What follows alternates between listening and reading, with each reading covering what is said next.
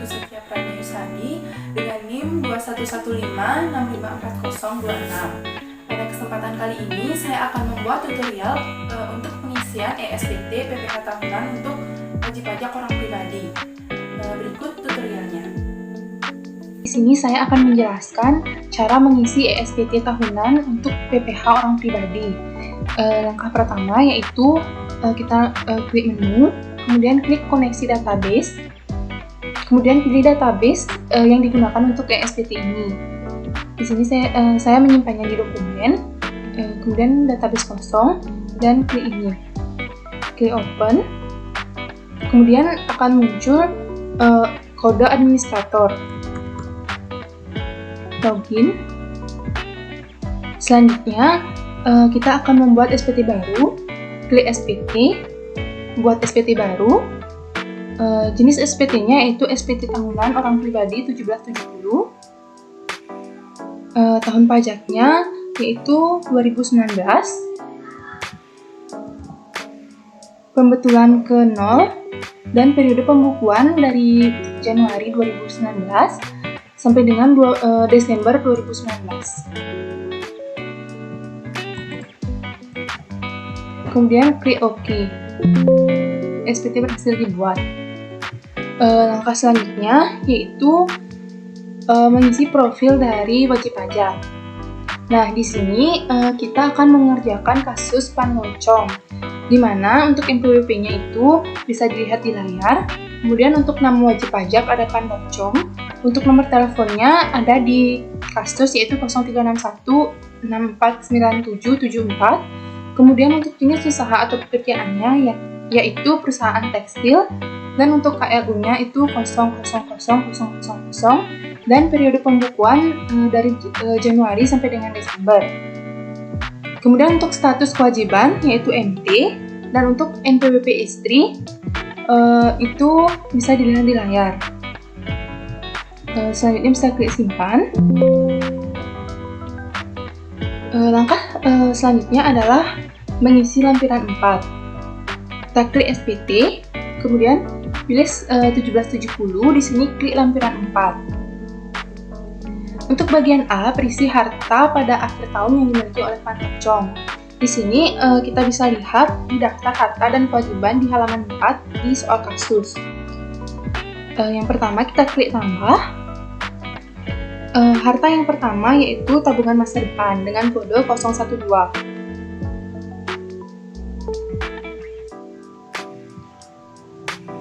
Dengan nama harta tabungan masa depan.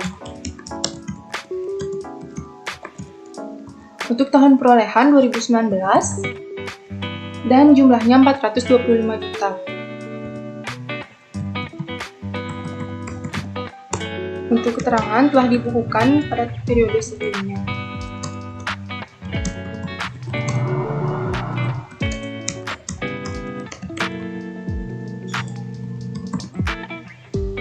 Kemudian klik simpan. Untuk yang kedua ada tanah dan bangunan dengan kode 061. Klik tambah. Kodenya 061. Itu tanah dan bangunan untuk tempat tinggal. Nama hartanya tanah dan bangunan. Untuk tahun perolehan 2011 dengan harga perolehan 680 juta. Keterangannya sama.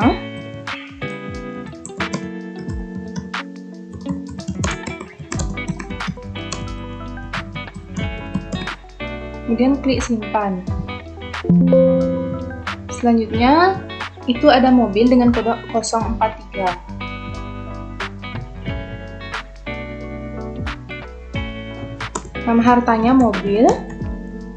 Untuk tahun perolehan 2019, untuk harga perolehannya 430 juta. Untuk keterangannya sama.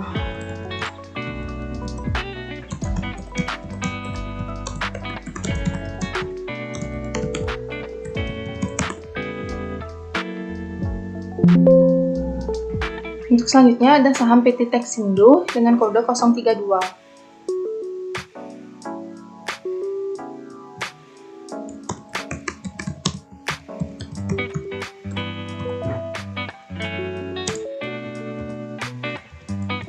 Tahun perolehan 2018 sebesar 300 juta. Keterangannya sama.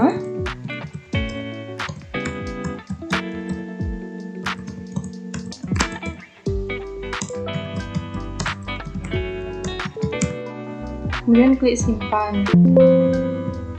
Untuk selanjutnya ada kas tunai dengan kode 011.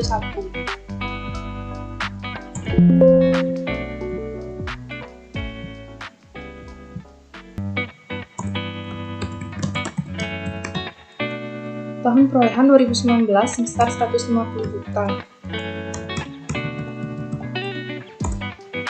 Keterangannya sama.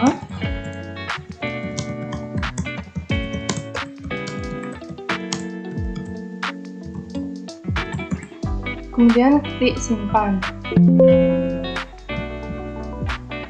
Untuk selanjutnya ada tanah dengan kode 061.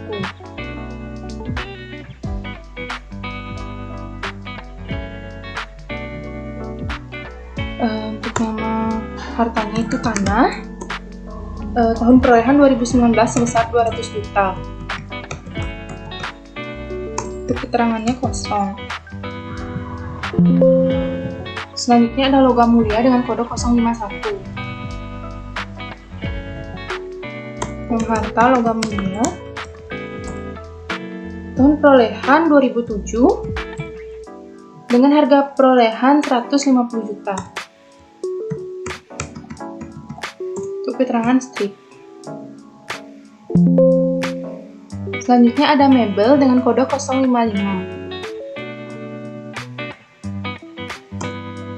Nama harta, mebel dan peralatan RT.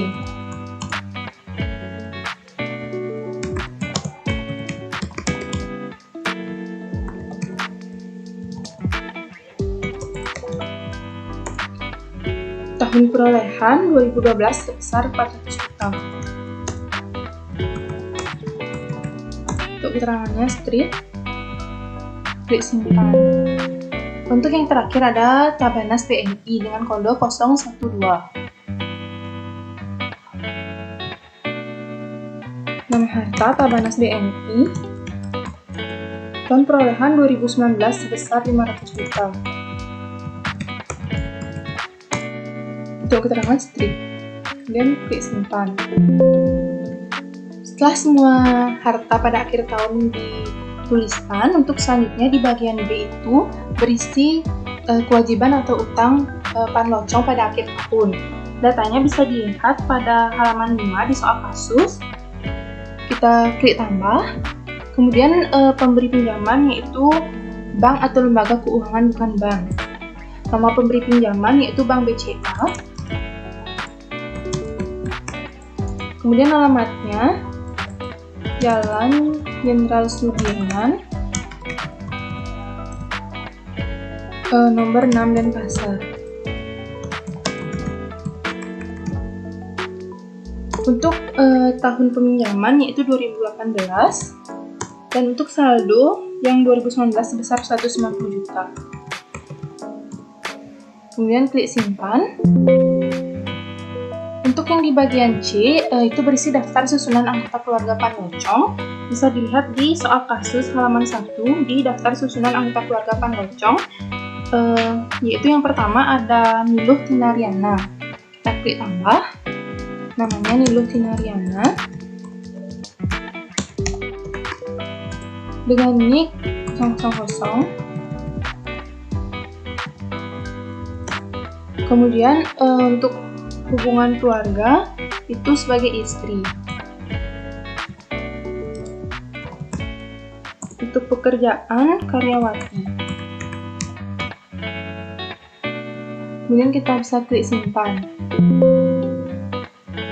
Yang kedua ada Iwayan Budi.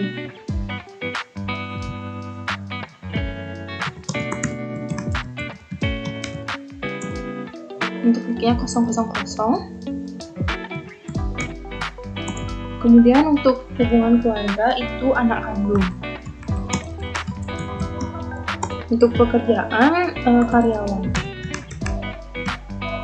Kemudian klik simpan.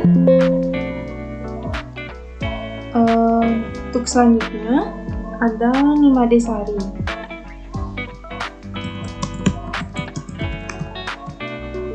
Untuk NIK 000. Kemudian untuk hubungan keluarga itu anak kandung. Untuk pekerjaan pelajar.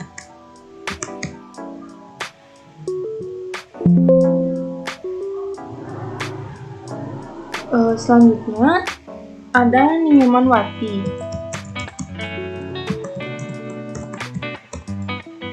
Niknya 000. Kemudian untuk hubungan keluarga adik kandung, pekerjaan mahasiswa.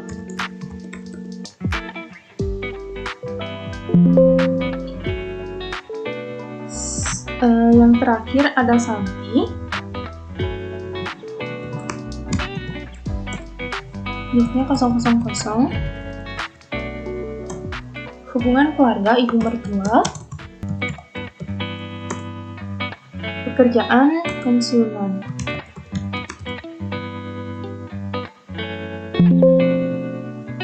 Selanjutnya kita lanjut mengisi lampiran 3. Klik SPT, kemudian pilih lampiran 3. Untuk bagian A berisi penghasilan yang dikenakan pajak final. Itu yang pertama, untuk bunga deposito dan tabungan itu berasal dari jasa giro dan bunga Tabanas BNI, di mana datanya ini didapat dari soal kasus halaman 4, yaitu penghasilan di luar usaha yang diterima Pandalcong dan Tina. Itu masing-masing sebesar 10 juta dan 5 juta, jadi totalnya 15 juta. Untuk PPh terutang, karena masing-masing tarifnya 20%, jadi dikalikan 20% itu hasilnya 3 juta. Untuk selanjutnya ada hadiah undian yang diterima itu sebesar 150 juta. Untuk PPh terutang, karena tarifnya itu 25%, jadi 150 juta dikali 25% hasilnya 37.500.000. Untuk yang terakhir itu ada penerimaan dividen, itu sebesar 20 juta.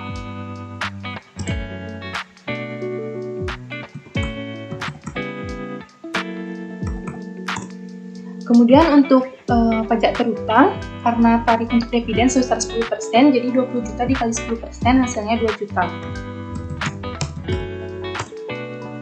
Lanjut ke bagian B, yaitu penghasilan yang tidak termasuk objek pajak.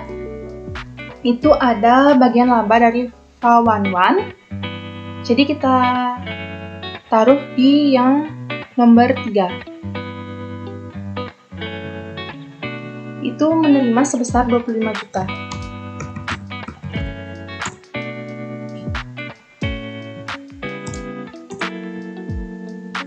Untuk bagian C, penghasilan istri atau suami yang dikenakan pajak secara terpisah itu dikosongkan karena Pandalcong dan istrinya tidak hidup terpisah maupun melakukan pisah harta. Langkah selanjutnya adalah mengisi lampiran 2. Lampiran 2 berisi daftar pemotongan atau pemungutan PPh oleh pihak lain. Yang pertama yaitu pemungutan PPh pasal 21 atas pekerjaan Tinariana sebagai karyawan dan dosen. Nama pemotongnya itu PT Bali Dewata. Untuk NPWP-nya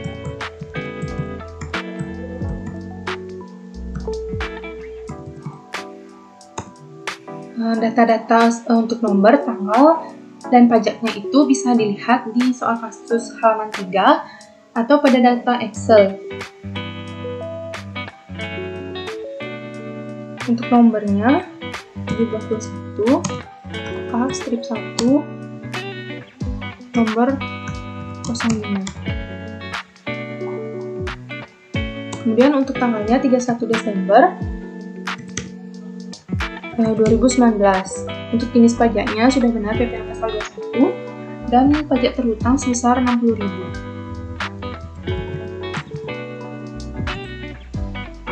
kemudian klik simpan.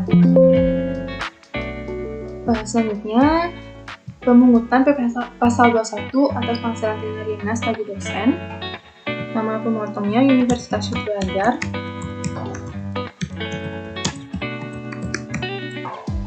NPWP sama seperti tadi.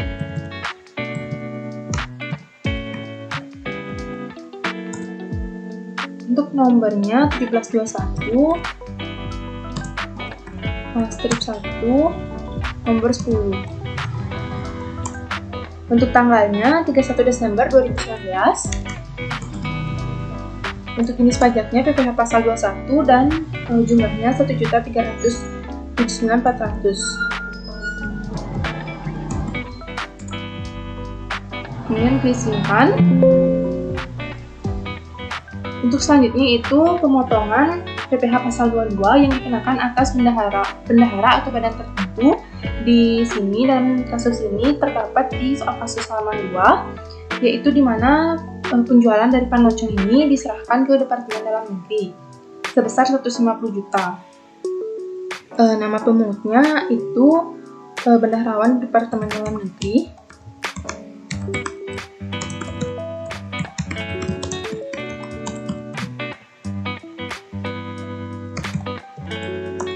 Untuk NPWP-nya sama.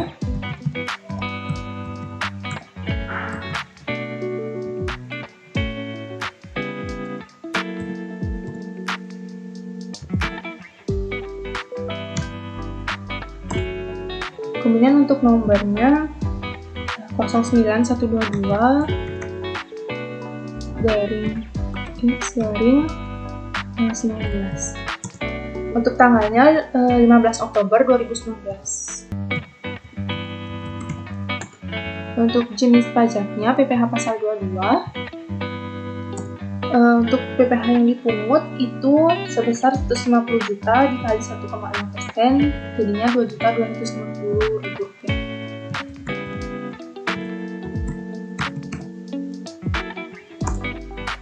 Kemudian klik simpan.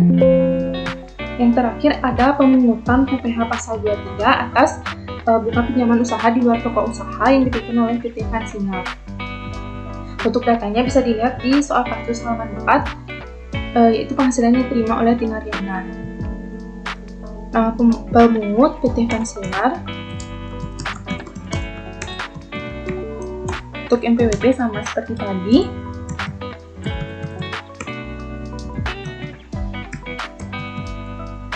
Untuk nomornya 03/23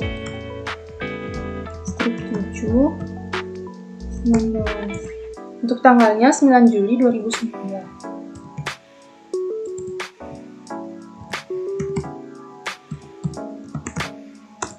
Untuk jenis pajaknya PPh pasal 23 dan pajak yang dipungut atau dipotong itu sebesar 15 juta dikalikan 15%, yaitu 2.250.000 rupiah.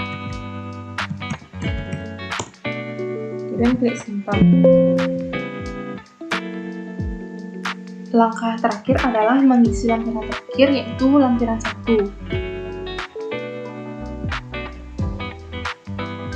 Untuk bagian A, bagian diaudit atau tidaknya itu dikosongkan karena Panlocong tidak memakai jasa auditor. Untuk bagian A1, yaitu penghasilan dari usaha dalam laporan keuangan berdasarkan laporan keuangan komersial, itu datanya bisa dilihat di koreksi fiskal pada Excel di kolom komersial. Untuk peredaran usahanya itu sebesar 5.125 juta.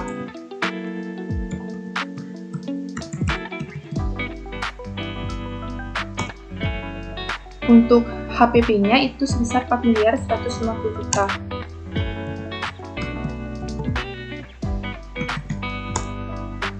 Kemudian untuk biaya usaha bisa dilihat di biaya-biaya totalnya itu sebesar 728 juta rupiah.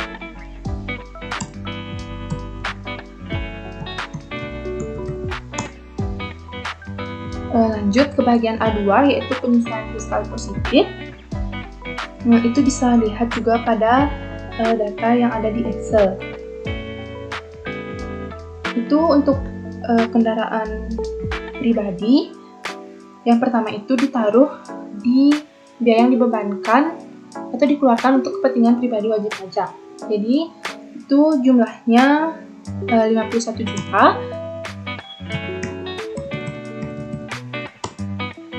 Yang berasal dari kendaraan pribadi 2.500.000, rumah pribadi 10.500.000, rekreasi 33 juta, dan untuk rumah dan kendaraan pribadi sebesar 5 juta. Untuk selanjutnya ada premi asuransi dan lain-lain itu sebesar 5 juta.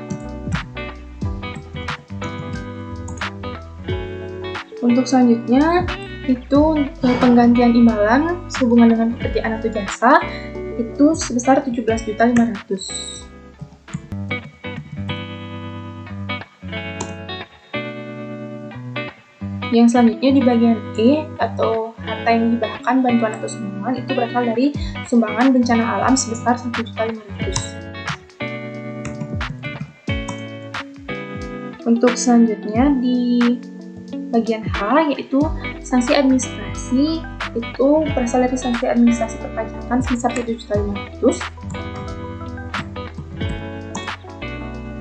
Selanjutnya yang terakhir ada di penyesuaian fiskal positif lainnya itu sebesar 17.500.000. Pada bagian A3 dan A4 itu yang pertama A3 itu penyesuaian fiskal negatif. Itu ditaruh di bagian C.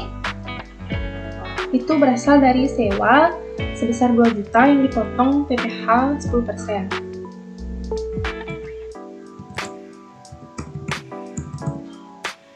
Lanjut pada bagian C. Di sini ada penghasilan neto dalam negeri sehubungan dengan pekerjaan, yaitu berasal dari pekerjaan Tinariana sebagai karyawan dan dosen.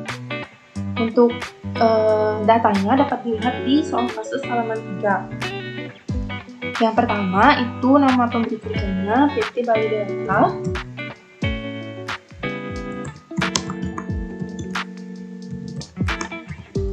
PWP-nya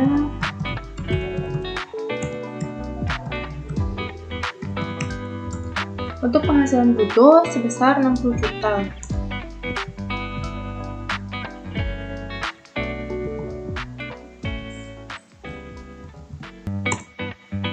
Untuk pengurangan penghasilan bruto ada biaya jabatan dan iuran pensiun sebesar 4.800.000. Kemudian simpan. Selanjutnya dari Universitas Belajar.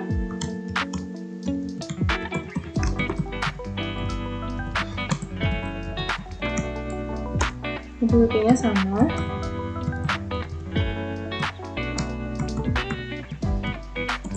Untuk penghasilan brutonya itu sebesar 85.883.125.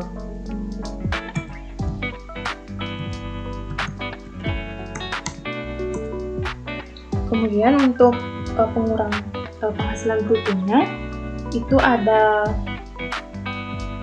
biaya jabatan dan iuran pensiun sebesar 4.294.105.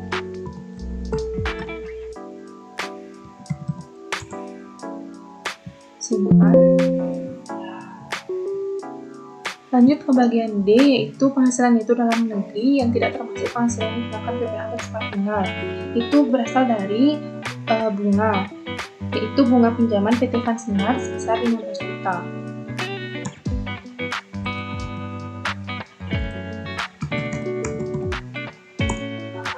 Ini ada di soal kasus halaman 4, yaitu bunga pinjaman yang diterima oleh pelancong di luar kegiatan usaha yang pokok. Baik, kita lanjut ke langkah selanjutnya yaitu merekam SSP. Di sini kita klik lapor SPT, kemudian rekam SSP. Klik tambah. Untuk kode KAP sudah benar dan untuk kode jenis setoran yaitu 200. Untuk NTPTN kita klik 0 sampai mentok. Kemudian untuk jumlah pembayaran 10.507.600. Untuk tanggal pembayaran, tanggal 3 bulan 1 2020. Klik simpan. Selanjutnya kita membuat SPT induk. Di sini untuk identitas wajib pajak sudah benar, dan untuk status perpajakannya itu KK. Lanjut bagian A 1, 2, 3 itu sudah sesuai dengan data Excel koreksi fiskal yang telah dibuat, itu di nomor 7. Kemudian untuk di bagian B untuk PTKP-nya itu KI 1 sebesar 117 juta. Untuk PTKP sudah sesuai. Kemudian untuk di bagian C itu yang nomor 12 PPh terutang sudah sesuai dengan data yang di Excel. Kemudian untuk yang bagian D nomor 15 itu sudah sesuai dengan jumlah PPh dipotong atau dipungut pihak lain dalam Excel nomor 13. Begitu juga dengan nomor 16 sudah sesuai dengan Excel di nomor 13. Kemudian untuk PPh yang dibayar sendiri itu 46 juta sudah sesuai dengan Excel nomor 14, dan untuk nomor 18 sudah sesuai dengan Excel nomor 15. Kemudian untuk bagian E itu tanggal pelunasan sudah sesuai tanggal 3 bulan 1 2020 sebesar 10.507.600. Itu datanya bisa dicocokkan dengan pajak kurang bayar yang terdapat di data Excel. Kemudian selanjutnya di bagian F itu untuk angsuran PPh pasal 25 kita centang yang A dihitung berdasarkan 1/2 dikali jumlah pada angka 13. Itu angkanya sudah sesuai dengan perhitungan di Excel. Selanjutnya untuk bagian G juga sudah benar. Yang dicentang adalah A, B, C, E, dan F, yaitu F-nya sebanyak 5 lembar. Untuk kuasanya yaitu wajib pajak, tanggalnya tanggal 2 bulan 3 2020. Kemudian kita klik simpan.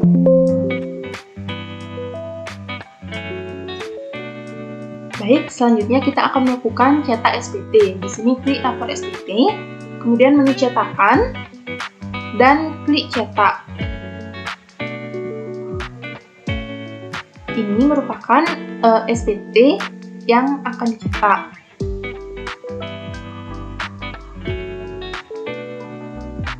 Nah, langkah terakhir adalah melakukan pelaporan SPT. Klik lapor SPT, kemudian lapor data SPT ke KPP. Di sini jumlah PPh yang kurang atau lebih dibayar dengan jumlah SSP yang telah dibayar harus sama, dan di sini datanya sudah sama sebesar Rp10.507.600.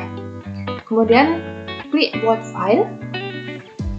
Di sini kita simpan di tempat yang paling mudah untuk ditemukan. Di sini saya simpan di dokumen. Kemudian klik OK. File CSV berhasil dibuat. Baik, sekian tutorial untuk pengisian SPT tahunan PPh orang pribadi. Terima kasih.